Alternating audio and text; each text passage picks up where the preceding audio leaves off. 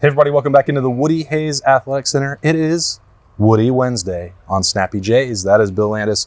I am Austin Ward.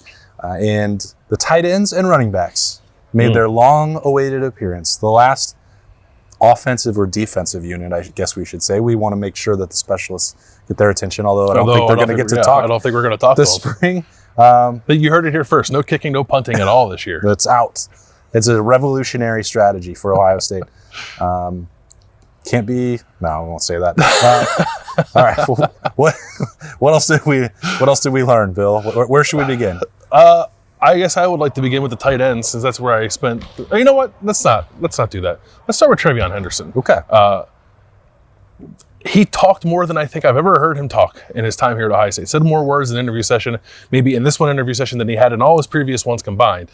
I don't know what that means, but it was interesting. Like, it caught my attention. It seemed to project a lot of confidence. We've heard about how much he's been itching to get back onto the field. I think he's very eager to remind people of the player that he was as a true freshman and the guy he just never got to be last year. He's describing his foot injury as like, I don't know, I'm not a doctor, but he said it's the bone in your foot that you sort of use the most when you need to push off and cut and change direction, and he just didn't have it last year. And you could tell that it was frustrating him throughout the season. I think it still frustrates him now, but I think he's channeling that in a really good way where he just wants to kind of put it back out on the field that he can be, I don't know, I think he can be the best running back in the country when it comes down to it if he puts it all together, and he just wants to remind people of that, I think. He can't do it right now with his actions, but I think he wanted to do a little bit with his words on Wednesday. He also came over for a chat with me that will be on Freaky Friday on the podcast daily. And he continued on that. As you said, like, he's always been a little bit more reserved. We know he's a bright guy, but I don't think like media sessions and engagement and big crowds, that's never been the time where he's really, his personality has shown through.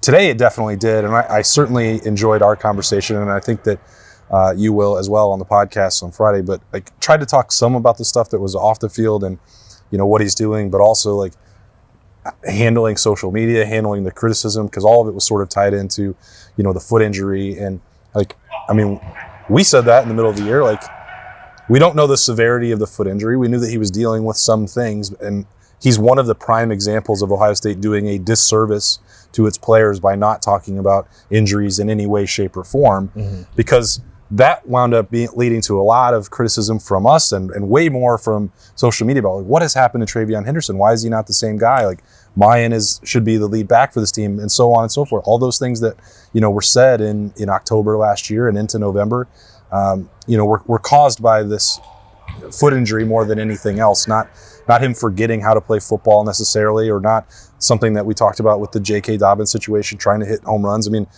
there's some element of that, but if you're also trying to hit a home run on an injured, broken foot, not going to work out too well for you. No, we saw like the big plays he did hit last year were plays that were like really well blocked, and he didn't have to make those cuts. You just, you run through a straight line through the gap and you run 50 yards for a touchdown against Penn State. Like, he still had that. He still had that explosion. He just like couldn't create for himself, which is the thing that makes him a special back, and the stuff we saw when he was a freshman. And he just could never get right. And I think it wasn't just like us talking about it or fans talking about it. I think like he felt like he was being questioned, maybe is the right word, like within the building, like when Mayan sort of kind of takes over as the lead guy and people are watching film maybe and saying like, well, you can't do this, what's up? And he's like, I physically can't do it. And he tried to play through it as much as he could until the point where they shut him down for the year. So I'm glad that he wanted to talk about it, because sometimes that'll happen and guys are just like, I'm not talking about that, we're on to the next thing. He was reflective on it, and a thing that I thought was instructive for us, but now he is very clearly ready to move on to that and remind people of the player he is. Yeah, we won't.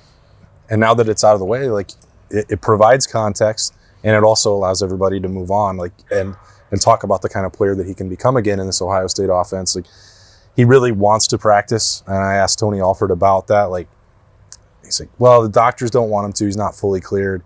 And, he's not going to play in the spring game. He's done everything that he possibly can. Like, TreVeyon Henderson is not enjoying being over there in the pit. He's tried to jump into individual drills right from day one. We saw him go out into the stretching lines and try and participate in that stuff. So, like, now that you can put that behind, he feels like TreVeyon has accepted he's not going to participate more than that in spring, and he's worn his pads. He knows he's not going to get to use them, but you can, to your point, like, he desperately wants to, and that's significant because of the rest of that room, like the competition level is rising. We've not seen Mayan Williams doing a ton this spring either. Evan Pryor has still been in recovery mode. So like it's missed reps that everyone wants to take part in, but also like really good opportunities for Ohio State to look and see what a second year for Dallin Hayden will look like, or a full-time Chip Trainum, and both of those things have been pretty encouraging for Ohio State. Yeah, we did not get to talk to Chip. I wish we would have. We did talk to Dallin. He's 212 pounds now after playing, I think he's about 195 for much of last year, and he said he didn't necessarily feel that affected him in the games, but he felt it after the games, getting thrown around a little bit as a guy who's probably a bit undersized last year to play tailback in the Big Ten. You look at him now, he looks like a totally different person. I think he's very much enjoying the RB1 life at the moment. It'll change for him. He's a mature kid. That's why he got on the field last year and why they wanted to bring him in here. He has that sort of professional mindset. I think he understands the deal. But for him and Chip and everyone, as we said, talking earlier this morning, the reality is going to change in this room, and not a way that's going to be bad, but just a way that's like interesting to see how Tony Alford decides how to handle all of it. Yeah, I could have given the Tony Alford crystal ball retort to what's going to happen to managing all of that. Uh-huh. He actually changed it up today for spring, and it's just like wouldn't entertain the conversation in any way, and it was just like, we'll see in training camp.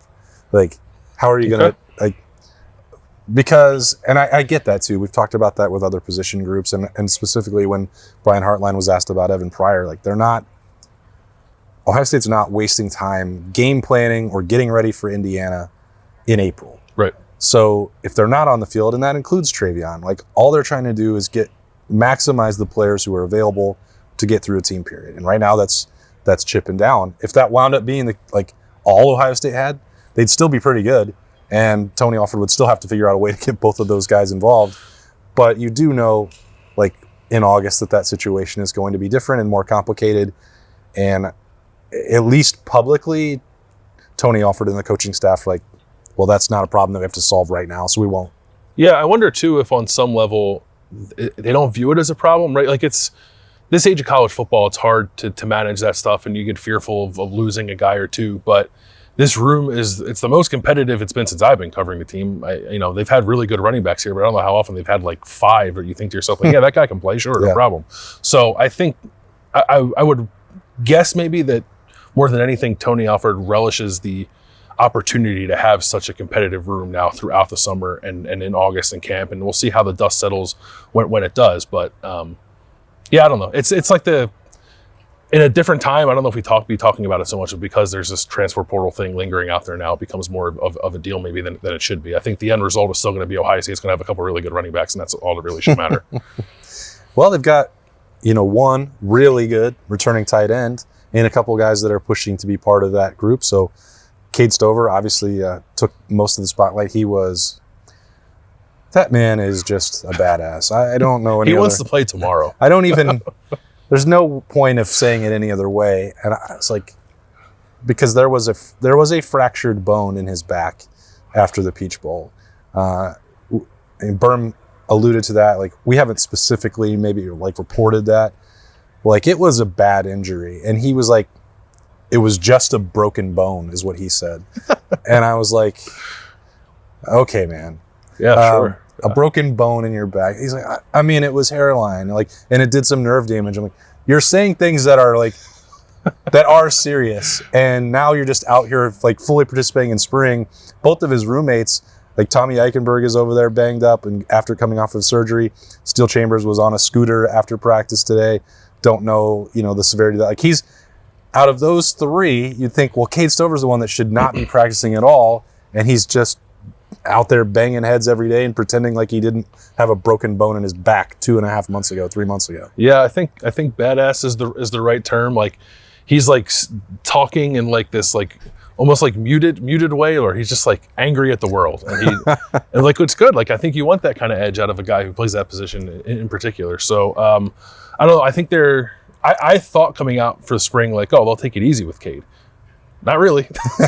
I think if they played a game tomorrow, as he seems to want to do, he would be perfectly fine to participate in that event. So, he's tough, and I think of that last year. I said he was a tone setter for the offense, and that was even more apparent talking with him today. Yeah, and then the key is where it goes from there with Joe Royer and G. Scott, and Keenan Bailey working with that group. And it's like, everybody has a different plan, but what are you trying to do with that unit as a whole? And it's like, for him, it's trying to figure out what the best usage will be. Like, and we can include the rest of that group, whether that's Bennett Christian, Sam Hart, Jelani Thurman on down the line. Like, he wants by next Saturday to have put together that collection of individual growth and development and evaluation so that he knows heading into the summer what that plan can look like. They don't know what it is right now. I think that's why we've seen different situations, like especially for Jelani Thurman moving around, like in some of the scrimmage stuff that we've seen, like putting them in different spots. And he's doing maybe more experimenting than you would think with tight ends. Like, how much can you really do? He seems to think that there's quite a lot, and that it's all designed so that he can go into the summer and like actually formulate depth chart, a pecking order, a game plan for how to use that next level of talent in addition to Cade Stover. I'm really excited to see how they do that. Especially, as the guy who not that long ago said, why use the tight end at all? I look at this group and I understand why you could look at the different skill sets and think to yourself, like, there's ways to weaponize this. It could be really interesting and fun for the offense, I think. And Keenan Bailey, I think, has got a creative mind to maybe help push that along too. And obviously there's a new coordinator in Brian Hartline. We don't know how he might want to utilize that position, but there's a bevy of talent there. Like, it's another really deep room. And like G. Scott seems way more confident, just like embrace this journey to get to this point. And I think you and I both probably thought there were points along the way that like we weren't sure we'd be here at this point in his career and he'd still be playing tight end for Ohio State, but he's still here and really does seem to be relishing the opportunity to be a leader in that room too, alongside Cade Stover. Joe Royer was on an upward trajectory this time last year and got sidetracked by a lot of different stuff on the field and off. And I think has gotten that back. And Keenan Bailey said like he's added on weight. He's perhaps even a little better than he was at this point last year when everyone was sort of gushing about him and we wondered if he could be the number one tight end for this team. So Cade is the guy. It's his spot, but they need more than that with the way that Ryan Day wants to utilize this position. And it seems like with G and Joe in particular, and I don't know what they're going to get out of Jelani. I think the thing with Jelani, and with any young player, if a coach like pushes back on all the praise you're giving them, I almost take that as an acknowledgement of like you're on the right track. Like, this guy is showing us a little something, and that's sort of what Keenan did. Like, he didn't want to talk about on the field stuff. He wanted to talk about how Jelani's handling his business off the field and how that could portend good things for him in the future.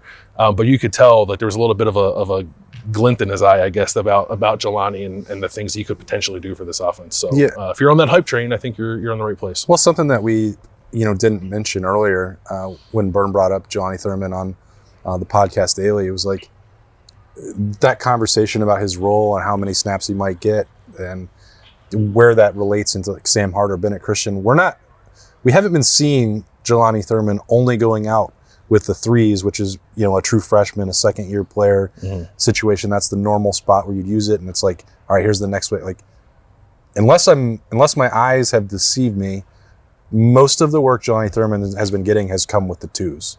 So, I mean, I think that there's a chance he has already maybe leapfrog a couple of those guys that we've talked about who've been in the program. Or at least put himself on equal footing with them. Like, he's not behind them. At least there. So, like, I don't know what that means. It's April. So there's a long way to go. But I don't think that it hasn't been a situation where it's like the coaching staff is putting him down there. You're a true freshman like everybody else. You're going to earn it and you're going to go with the threes. Like that, when Keenan Bailey talks about uncomfortable situations, like, it seems like they're accelerating the process for Jelani Thurman. And that may be fabrication. No. I may be projecting too much, but that's what I've seen. Yeah, I mean, it feels that way when you're out here watching practice, and if we get to see another one before the spring game, we'll keep an eye on that again. But it doesn't come at the expense of the development of guys like Sam Hart and Bennett Christian. Like, we always shout out Marv, right, for doing his extra work on the fancy Monarch machine. I feel like every time we've been in here, the QBs are down here doing extra throwing, and the guy they're throwing to is Bennett Christian. Like, he's out here a lot working on that part of his game. We know that he kind of arrived as a blocker. I think he had to add a little more as a receiving weapon, and he seems to be embracing that. He's only in his second year. This is a developmental position, as we've said.